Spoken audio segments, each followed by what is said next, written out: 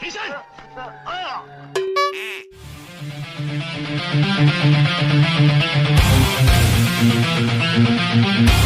para bos-bosku dimanapun kalian berada, bagaimana kabarnya?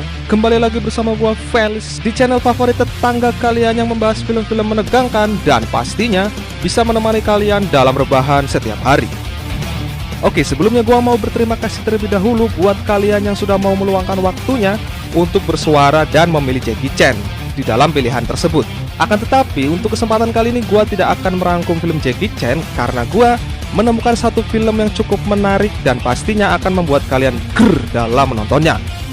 Film yang akan gua garap kali ini berjudul Final Justice yang dirilis tahun 1988.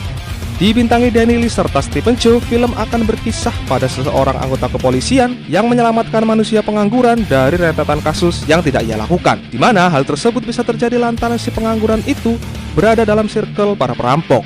Lantas, kok bisa pria pengangguran tersebut menjadi tersangka utamanya? Apakah pihak kepolisian tidak melakukan investigasi dan observasi terlebih dahulu?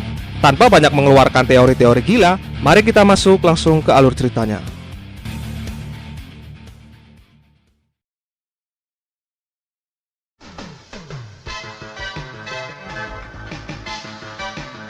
Oke, diawali dengan memperlihatkan 4 orang yang baru keluar dari penjara, yang mana mereka langsung dijemput untuk kemudian segera menuju ke apartemen.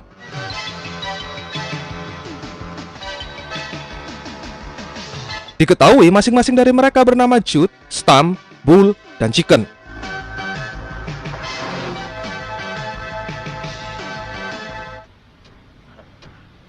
Setelah sampai ke tujuan, Jude yang merupakan pemimpin dari 4 orang tersebut meminta si penjemput untuk tidak meninggalkan jejak dengan mobil yang dibawanya, di mana kita akan bisa langsung menebak bahwa pria tersebutlah si pengangguran itu. Dia bernama Boy.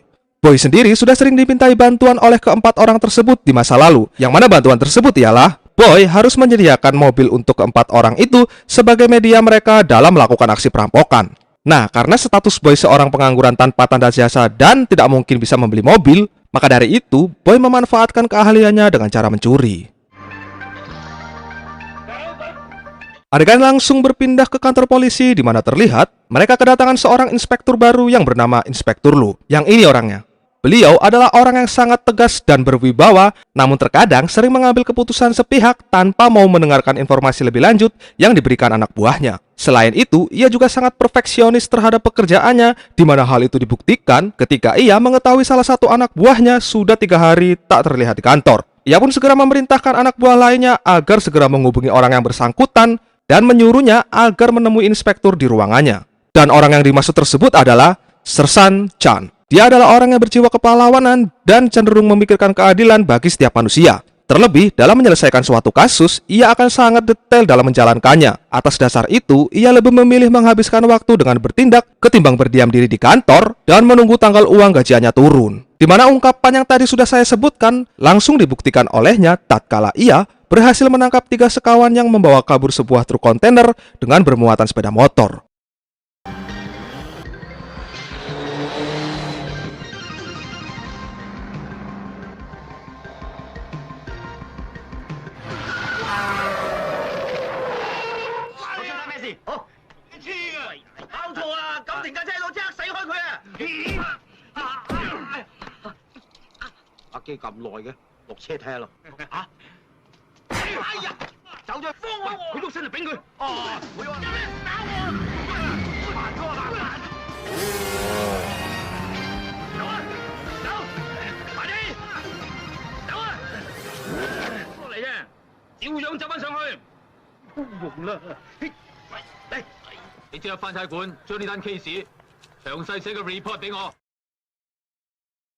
Setibanya di kantor, Sersan Chan langsung menyerahkan laporannya kepada inspektur.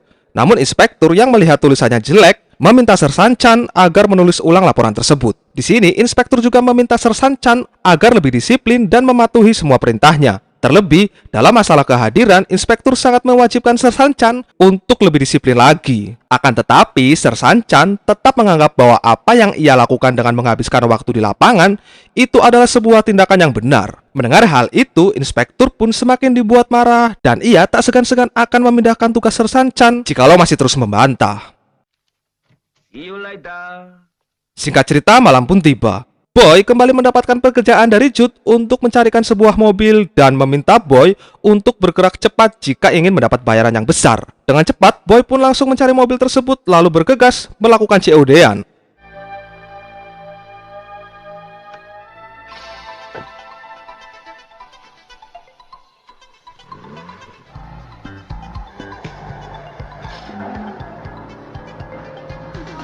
Pada saat dalam perjalanan, Sersan Chan yang kebetulan sedang berpatroli melihat mobil yang dikendarai Boy melaju dengan kecepatan tinggi. Karena curiga, Sersan Chan pun langsung mengikuti mobil yang dikendarai si Boy.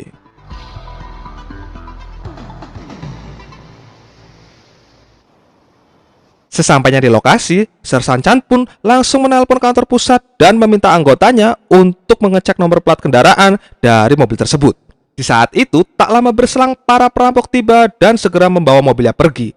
Sersan Chan yang kehilangan pandangannya karena tertutup truk yang lewat, bermaksud ingin bertanya kepada si Boy. Namun si Boy justru panik dan melarikan diri. Alhasil, Sersan Chan pun langsung mengejarnya.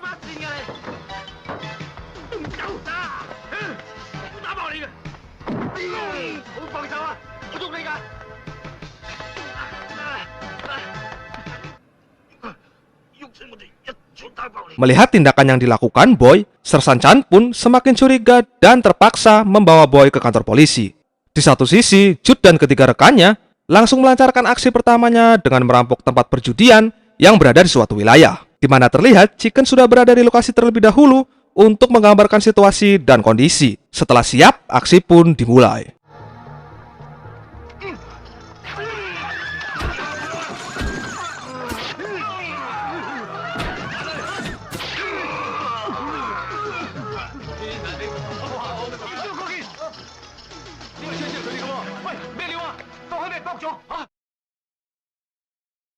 Kembali ke Sersan Chan, terlihat ia langsung membawa Boy ke kantor untuk diinterogasi. Di sini, Boy terus mengelak dan meminta Sersan Chan untuk membebaskannya. Namun karena alasan Boy tak bisa langsung dipercaya, untuk sementara Boy harus mendekam di dalam penjara sampai pihak polisi dapat membuktikan bahwa ia memanglah tidak bersalah.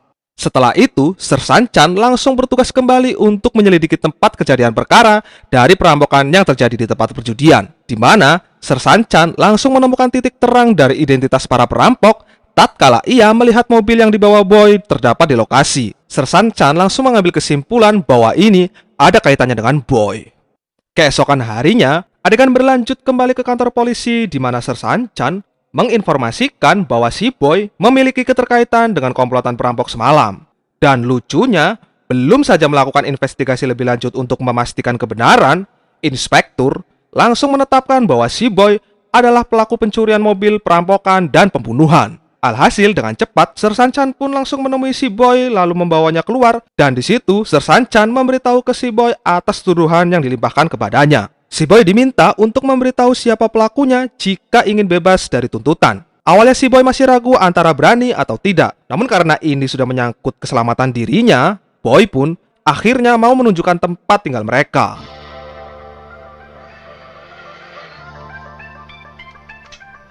Sesampainya di lokasi, Boy meminta agar dirinya saja yang masuk ke dalam demi menjaga keselamatan akan nyawanya.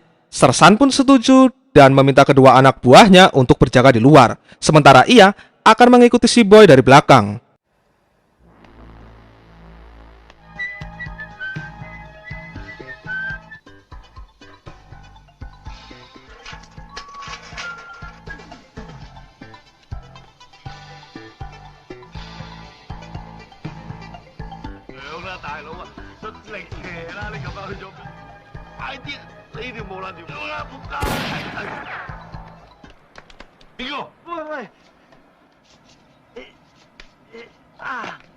Di sini, Boy justru memberitahukan kabar kepada Jude dan Sibul bahwa mereka tengah diincar polisi atas perampokan yang terjadi tempo hari. Belum dijelaskan mengapa si Boy terkesan melindungi para perampok tersebut, tapi yang pasti mereka langsung pergi dari tempat itu untuk mencari tempat yang baru.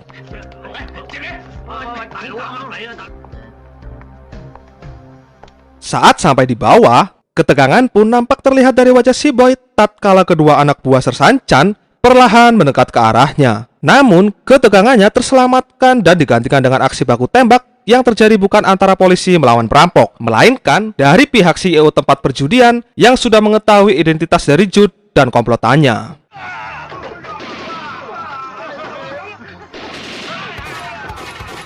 Namun dengan berbekal senjata yang memadai, Jude dan Bull pun berhasil menumpas habis mereka semua.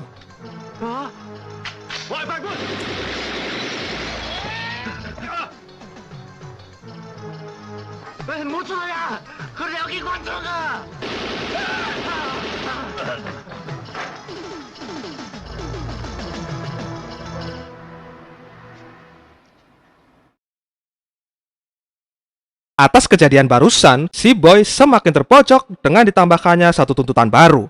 Begitupun Sersan Chan, ia juga kembali dimarahi inspektur karena tak mengikuti prosedur sehingga menimbulkan banyaknya korban. Namun Sersan Chan tetap pada pendiriannya bahwa kejadian baku tembak tersebut bukan dilakukan oleh si Boy. Alhasil, karena perdebatan antara keduanya tak menemukan titik terang, akhirnya Sersan Chan pun mengalah dan pergi dari ruangan inspektur. Setelah itu, Sersan Chan kembali menemui si Boy di dalam ruangan sel. Sersan Chan meminta agar Boy mau bekerja sama untuk menangkap Jude dan teman-temannya.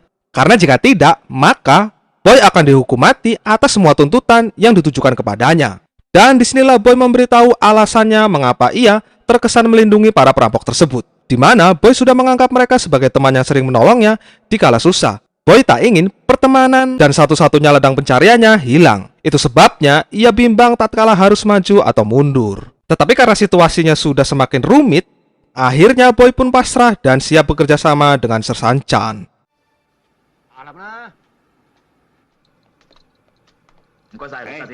Penelusuran pun diawali dengan mendatangi sebuah rumah bordir yang disinyalir sering mereka kunjungi di saat ngaceng. Dan benar adanya, Sersan Chan berhasil menemukan Chicken dan Smooth, lalu dengan cepat mengikuti mereka berdua untuk kemudian terjadi baku tembak di antara ketiganya.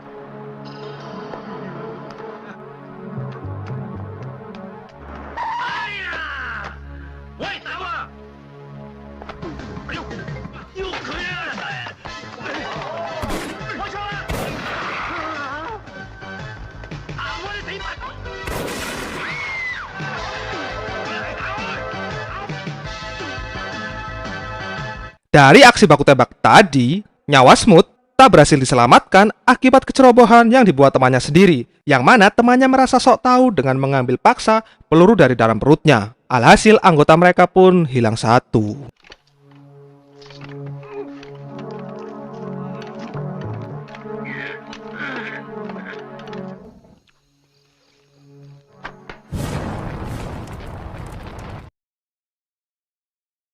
Kembali ke mereka berdua. Di sini, Sersan Chan meminta si Boy untuk menunjukkan lokasi selanjutnya yang disinyalir berpotensi mendatangkan komplotan perampok tersebut. Namun karena Boy tak tahu lagi mereka ada di mana, Boy pun asal menjawab bahwa mereka sering mengunjungi tempat diskotik. Mereka pun menuju ke sana dan tibanya di sana, Boy sedikit bersenang-senang sementara Sersan Chan terus menghubungi rekan-rekannya untuk mencari tahu informasi. Namun betapa terkejutnya si Boy tatkala ia melihat Jude dan kedua teman lainnya berada di diskotik tersebut. Boy pun berusaha melarikan diri, akan tetapi nasib tak berpihak padanya dan ia dibawa keluar lalu dihajar oleh mereka.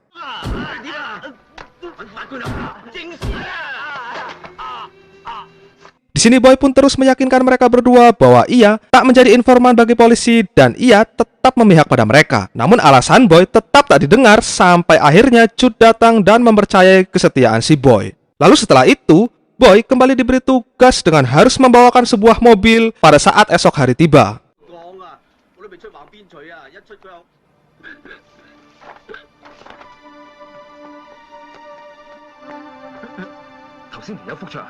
Setelah itu, Sersan Chan membawa Boy ke rumahnya untuk sekedar beristirahat sekaligus mengganti pakaiannya. Di situ, sempat terjadi perdebatan lantaran si Boy kembali ragu antara berpihak ke polisi atau mati di tangan perampok. Akan tetapi, lewat keyakinan yang diberikan Sersan Chan, Boy pun akhirnya memutuskan siap membantu Sersan Chan demi mengurangi tuntutan yang ditujukan kepadanya.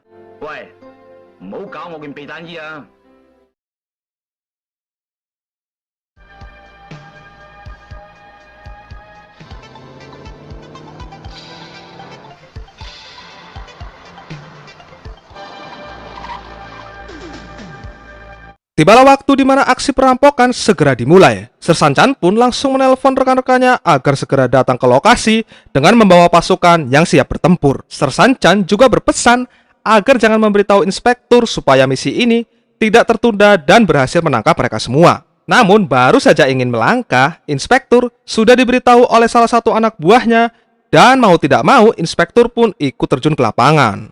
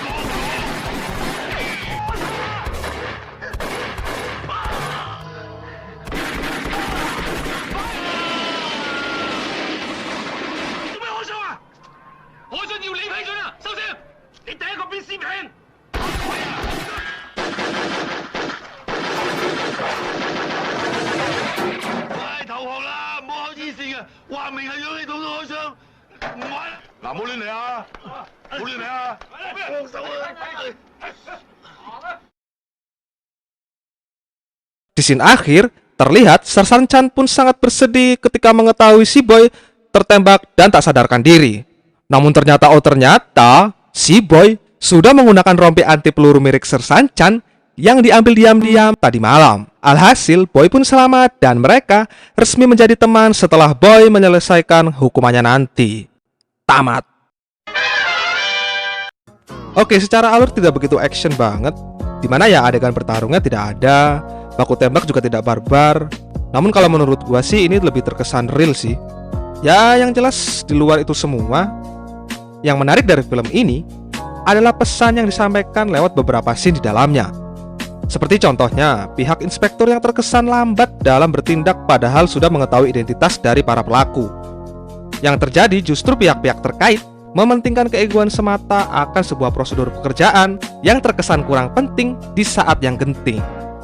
Ya entahlah, ini hanya sebuah teori.